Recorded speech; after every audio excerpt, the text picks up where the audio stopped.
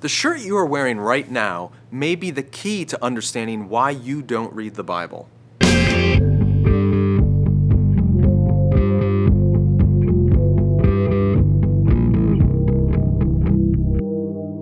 According to the American Bible Society, the average American owns 4 Bibles, and yet most people rarely ever read one. Even those of us who believe it's inspired by God and who attend church regularly don't bother to open up the Bible very often. So, we shouldn't be all that surprised when surveys show that Americans can't even list 5 of the 10 commandments. Most of them think that Sodom and Gomorrah were husband and wife, and very few Americans can even list the 4 Gospels. Sadly, the statistics among church-going Christians aren't that much better.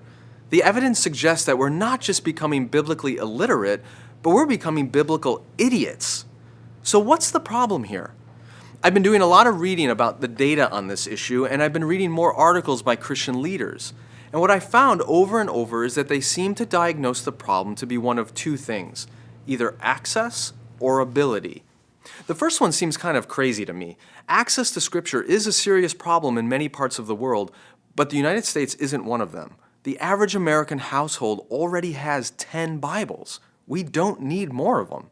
The ability argument says that while we have access to the Bible, a lot of people don't read it because they don't know how. But I don't really think this explains the problem either. The fact is, we have more resources to help us engage and understand the Bible than any people in history. I did a Google search for how to read the Bible, and it returned over 12 million results. The fact is, there are more books, radio programs, apps, conferences, churches, seminars, resources than ever before to help you read and understand the Bible. You can even learn what's in the Bible from puppets. But at the same time that the number of these Bible resources has exploded, our actual biblical literacy continues to go down.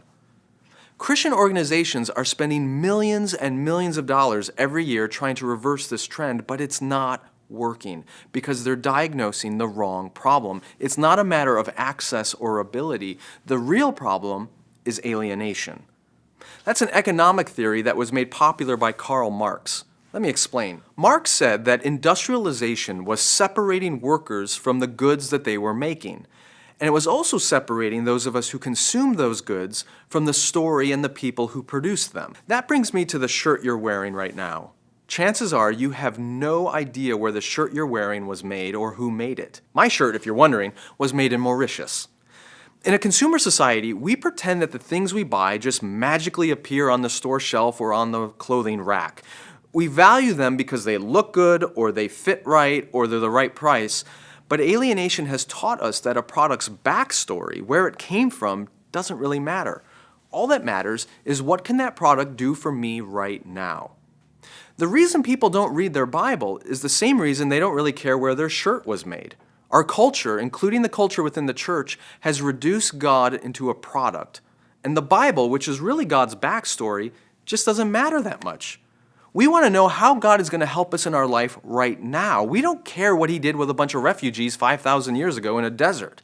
And why bother reading or understanding the history of the Babylonian exile when we can just take one verse from that story, slap it on a poster, and claim it as a promise to ourselves? Let me give you another example. A recent survey found that Philippians 4:13 is the most commonly shared verse on social media. Tebow puts it on his eye black. Curry puts it on his shoes. But does anyone realize that Philippians 4:13 in its context is actually about how Christ gives us the power to lose, not win? Of course not. We don't care about that because what we care about is making God into a consumable product who can help me right now. Context and backstory just doesn't matter. And that's why all of our attempts to increase Bible engagement usually backfire. We just keep telling people over and over that God is important, that the Bible is relevant. We tell them that the Bible is essentially a product that can value and benefit their life right now. And then we're shocked when they treat it like a product, not caring about the backstory or the major parts of Scripture that have no immediate relevance to their lives. So, how do we stop alienating God the way we alienate our shirts? Well, we can learn a lot from a guy who didn't wear a shirt at all. While leading India's independence movement, Gandhi called on Indians to stop buying clothing that was manufactured in Great Britain and to become more self-reliant by spinning their own cloth.